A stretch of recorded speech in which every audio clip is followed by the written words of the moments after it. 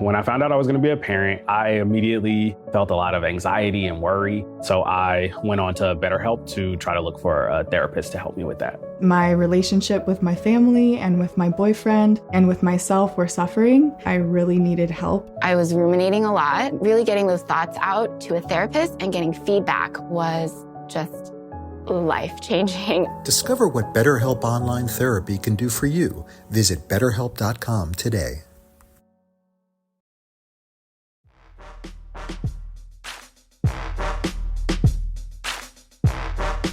Welcome to the Instagram Stories for Friday, April 8th. I'm your host, Daniel Hill. Our top story today comes from the Financial Times.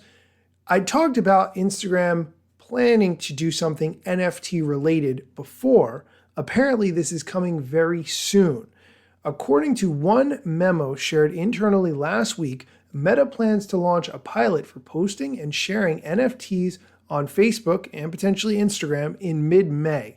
This will quickly be followed by testing a feature that will allow membership of Facebook groups based on NFT ownership, and another for minting, which means creating NFTs. Now, whether or not you're really on the NFT bandwagon and think it's definitely going to be the future, or maybe you think it's the Beanie Babies of 2022, I think it's important to know what's going to be available and potential avenues for monetization. According to the Facebook team where this report came from, this internal memo, NFTs may be monetized via fees and or ads in the future, according to one of the internal documents. Facebook, of course, declined to comment on this feature. The Facebook organization as a whole, Meta, is really looking for ways that they can make money in this new metaverse space. The Facebook financial arm, which is called Meta Financial Technologies, has been exploring the creation of a virtual currency for the metaverse. Internal employees are referring to that virtual currency as Zuck Bucks, like the last name Zuckerberg and money, we call it bucks, according to people internally familiar with what the Facebook team is doing.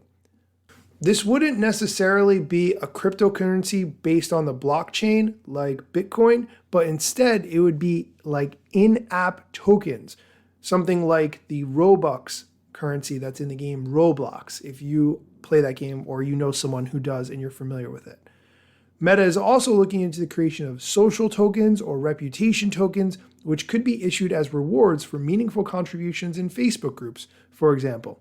Another effort is to make creator coins that might be associated with particular influencers on Instagram. I will link to this article in the Financial Times in the show notes. Definitely check it out. I think it's going to be something to watch, but I am not sold on this concept as a whole. And now let's do Feature Friday, which is where we talk about a feature of the Instagram app that you might have forgotten about or did not know existed. Last week, I talked about the new hashtag experience that Instagram had rolled out. Here's the head of Instagram, Adam Mosseri, talking about this new hashtag experience, how it works, and what you can do with it. Marginalized communities and underrepresented voices for a long time have used hashtags on Instagram to spread the word around causes and to set new norms. And so what we're doing with this change is when you search for a series of hashtags that are associated with global movements like Black Lives Matter, women's rights, and climate change, we are going to add a series of ways to support those causes right there on that hashtag page.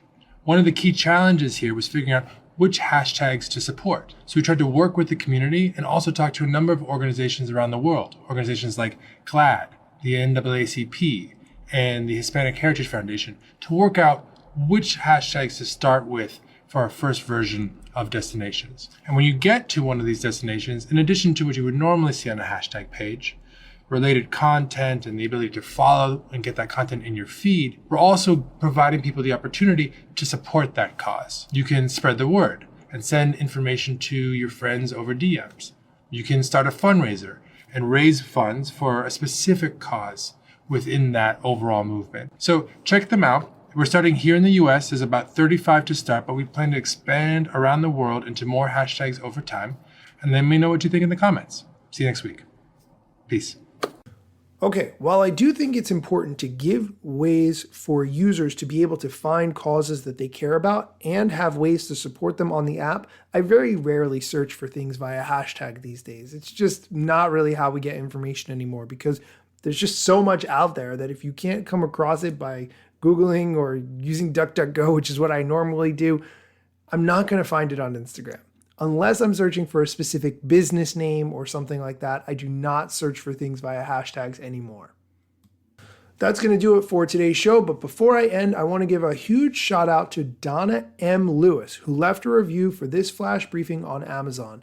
She says that she's a little older and fairly new to Instagram, but since activating this on her Echo, she's become well informed on Instagram trends, and she likes how I get to the point in a short and sweet manner, which is great for when you're getting up in the morning and getting ready to start your day.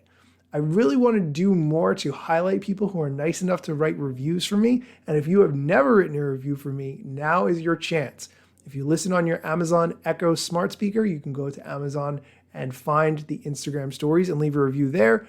But if you listen on Google News or Spotify or Apple Music, go to the Apple Podcasts app and leave the review there. That would be the best way. Thanks so much for listening, and be sure to come back on Monday for Mosseri Monday, where we talk about what the head of Instagram, Adam Mosseri, shared on his Ask Me Anything. Thanks for listening.